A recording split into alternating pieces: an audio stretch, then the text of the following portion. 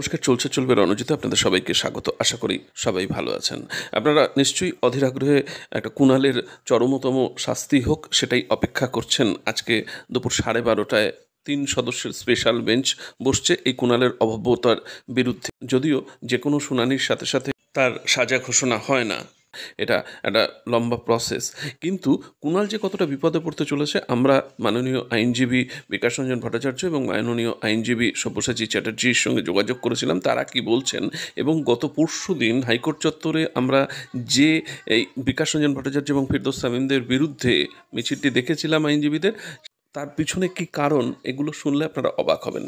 এবং শুনুন কুণাল কতটা বিপদে পড়তে চলেছে এবং একই সাথে তার সাজানো চিত্রনাট্যে যে সমস্ত অযোগ্য চাকরি প্রার্থীরা অভিনয় করলো তারা সারা জীবনের জন্য কতটা বিপদে পড়তে চলেছে, একটু শুনুন। গতকাল আপনাদের হাইকোর্ট চত্বরে দেখলাম একটা মিছিল আপনার বিরুদ্ধে, বিশেষ করে আপনি এবং ফিরদৌস তামিম আপনার টিমের বিরুদ্ধে। তো এটা কি ওই কাকের মাংস কাকে? গতকাল তৃণমূল কংগ্রেসের আইনজীবী যারা সরকারি প্যানেলে ছিলেন তারা মিছিল করেছেন এবং সব থেকে বলি, আমি যখন দাঁড়িয়েছিলাম তারা আমাকে দেখে অনেকে লজ্জায় মুখ লুকাবার চেষ্টা করছিল এদিক ওদিক। আমি বললাম কিছু নেই, মিছিল করো। ওরা যেটা চাইছে যে যে অপকর্মটা হয়েছে সেটা তো গোটা তৃণমূল দলের বিরুদ্ধে চলে যাচ্ছে, সেই জন্য ওই আইনজীবী মিছিল করেছেন। ওদের বক্তব্য হচ্ছে যে এটা ব্যক্তিগত আইনজীবীদের বিষয়, এটা সামগ্রিক আইনজীবীদের বিষয় নয়। এক, দুই হচ্ছে যে কেন তৃণমূল কংগ্রেসের নেতাদের নাম করা হচ্ছে, তারা তো অকুস্থলে ছিল না, এটাই ওদের বক্তব্য, আর কিছু না। তো ওরা এটা বলতে বাধ্য হয়েছে যে বিচারপতির বিরুদ্ধে যে সমস্ত কথা বলা হচ্ছে সেটাও নিন্দনীয়, এটা স্বীকার করেছেন। হ্যাঁ, এবং এটা আপনারা করিয়েছেন, এটা বলছে যে ওই ফটো বিচারপতি আমরাই করিয়েছি।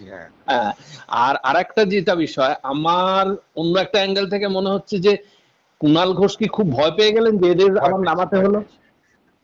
ওটা তৃণমূল কংগ্রেসই ভয় পেয়েছে। কুণাল ঘোষের নিজস্ব চ্যানেল আছে, সেখানে একটা না একটা পোস্ট করেন। তো লাস্ট 3 দিনে তিনি কোন রকম এই বিষয়ে কোনো পোস্ট করেননি 3 দিনে। তার মানে উনি যথেষ্ট এখন একটু ব্যাকফুটে রয়েছেন। গোটা তৃণমূল কংগ্রেস দলই এটা নিয়ে অত্যন্ত আতঙ্কিত যে তারা যেভাবে এটা সংগঠিত করেছেন, এখন এটা এক্সপোজড হয়ে গেছে। এবং এক্সপোজিশন হওয়ার ফলে কি, সাধারণ আইনজীবী সমাজ যারা চিন্তা ভাবনা করেন তারা সকলেই এর বিরুদ্ধে আওয়াজ তুলেছেন, এটাই ওদের ভয়ের কারণ।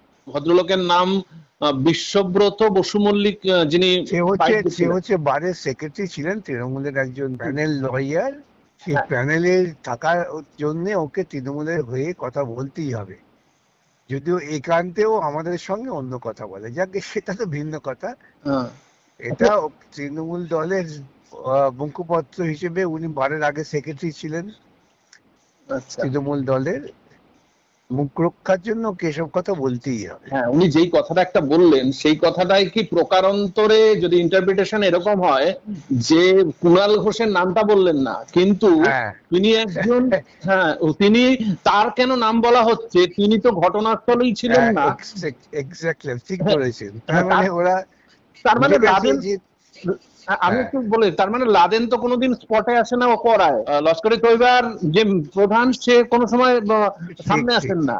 তো সেইটা উনি প্ল্যান তো বাইরে থেকে করতেই পারেন, উনি অকুশলে থাকতেই হবে। তো এটা তো উনি নিজেই ধরা দেবেন। একেবারে ঠিক।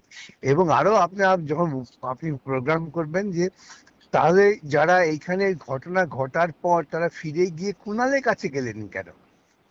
হ্যাঁ, ঘটনার পরে শিক্ষামন্ত্রীর কাছে যেতেন, মুখ্যমন্ত্রীর কাছে যেতে, বুঝতাম যে সরকারি তাদের ক্ষমতা আছে কিছু করার।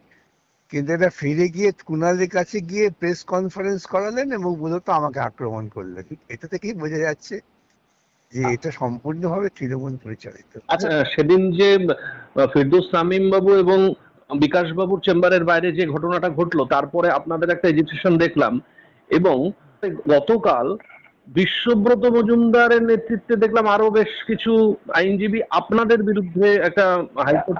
এটা তৃণমূল কংগ্রেসের লয়াররা।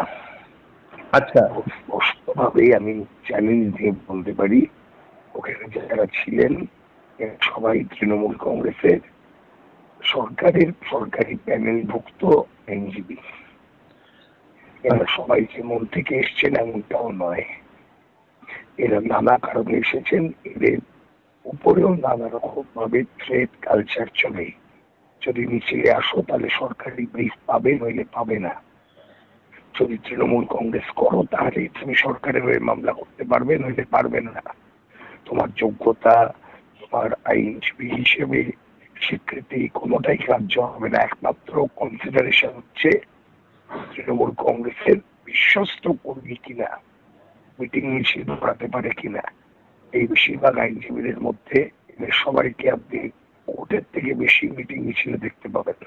আর একটা ওনারা বলছেন এখানে যে নাম করলেন না কুণাল ঘোষের, কিন্তু যে বলছেন তিনি তো এখানে ছিলেনই না, তো তার নামে কেন কুৎসা রটানোর চেষ্টা করা হয়? দালালি করতে বেরিয়েছেন যারা করছেন, তৃণমূল কংগ্রেসের কর্মীর মতন আচরণ করছেন, কোনো অসুবিধে নেই। এগুলো করে কোনো লাভ হবে না। সত্য প্রতিষ্ঠিত হবেই, সত্য উদ্ঘাটিত হবেই। চেপে সত্যকে রাখা যায় না। পর একদিন না একদিন বিচার সুবিচার সবটাই পাওয়া যাবে। 3 সদস্যের যে স্পেশাল বেঞ্চ গঠন করা হয়েছে সেটা কবে উঠবে বলে মনে হচ্ছে? যে আগামীকাল 12:30টায়। আপনারা আশাবাদী যে এইটার একটা কিছু সুরাহা হবে, যে এইটা পরিকল্পিত একটা আক্রমণ চালালেন?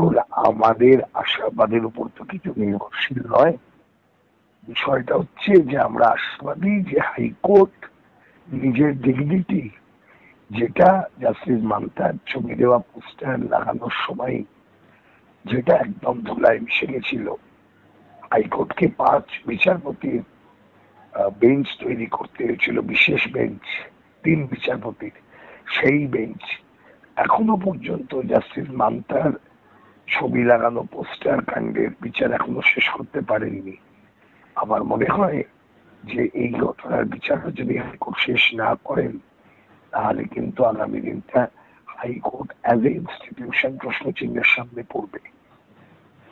শেষ প্রশ্ন করব, ঘটনা ঘটলো তার অব্যবহিত পরেই কুণাল ঘোষের কাছে এই 5-7 জন গিয়ে তারা দরবার করলেন, মানে এটা কি বুঝিয়ে একেবারে? আমি আবার বললাম, কুণাল ঘোষ এই ছেলে মেয়েগুলির, আসলে এই ছেলে মেয়েগুলির সমস্যাটা আমি বুঝতে পারছি। এরা কোনো একটা জায়গা থেকে এদেরকে প্রতিশ্রুতি দেওয়া হয়েছিল যে চাকরি দেওয়া হবে, চাকরি পেয়ে যাবে। আমি ছেলে মেয়েগুলির কথাবার্তা শুনেছি, যতটা দেখতে পেয়েছি, এদের কথাবার্তা থেকে পরিষ্কার চাকরি কেন পাচ্ছি না, কেন বিকাশ বাবুরা চাকরি খেয়ে নিচ্ছেন, বিকাশ বাবুরা চাকরি খাচ্ছেন না। বিকাশ বাবুরা তাদের হয়ে যে মামলাটি করেছেন সেটি হচ্ছে যে প্যানেল প্রকাশ হবে কি হবে না সেই প্রশ্নে। প্যানেল প্রকাশ হয়েছে, সেই প্রকাশিত প্যানেলের নির্দিষ্ট সংখ্যার বাইরে গিয়ে সুপার নিউমেরিক পোস্ট আছে, সেটা বেআইনি। এবার যে প্রবলেমটা হয়েছে সেটা হচ্ছে ছেলেমেয়েগুলি কুণাল ঘোষকেও ডেফিনেটলি যাচ্ছে আসছে। কুণাল ঘোষের মতন লোক, তৃণমূলের মতন দল করা নেতা, এরা তো, এদের কাছে চাকরি বাকরি সাধারণ মানুষের কোনো গুরুত্ব নেই। এরা তো সাধারণ মানুষকে ঘাট থেকে ছেড়ে ফেলতে পারলে বাঁচে। আমি নির্দিষ্টভাবে বলছি, কুণাল ঘোষ জানতেন এই ঘটনাটা ঘটার পর এরা চাকরি যদি না পায় তাহলে এদের উত্তর দিতে খুব সুবিধা হবে যে তোমাদের ওই ঘটনাটায় পুলিশ কেস হয়েছে এবং ওই ঘটনার জন্য তোমরা চাকরি পাবে না। একদম নিশ্চিত করে দিলেন। যদি বা একটুখানি হলেও এরা অন্য কোথাও চাকরি পেতেন, বেসরকারি জায়গাতে অন্য কোথাও, এই ঘটনার পর আর কোথাও চাকরি জীবনে কোনোদিন পাবে না, জীবনে কোনোদিন পাবে না। ভবিষ্যৎ অন্ধকার করে দিয়েছে কুণাল ঘোষ। কুণাল ঘোষের জায়গায় গিয়ে দীঘায় কি কাতলা পোস্ত খাচ্ছে, কিন্তু এই ছেলে মেয়েগুলোর জীবন একদম অন্ধকার করেছে। দায় কুণাল ঘোষ এবং তৃণমূল কংগ্রেস। কুণাল ঘোষ কি একটু ব্যাকফুটে রয়েছে? কারণ এই 2-3 দিন কিন্তু তার মুখে আর এই চাকরি সংক্রান্ত কোনো কথা একটাও শোনা যায়নি। ব্যাকফুট নয়, এই কুণাল ঘোষের দায়, এরা যদি চাকরি না পায়, এই চাকরিটা এরা পাবে না, কিন্তু বাকি কোথাও চাকরি পাবে না, তার দায়টা কুণাল ঘোষের।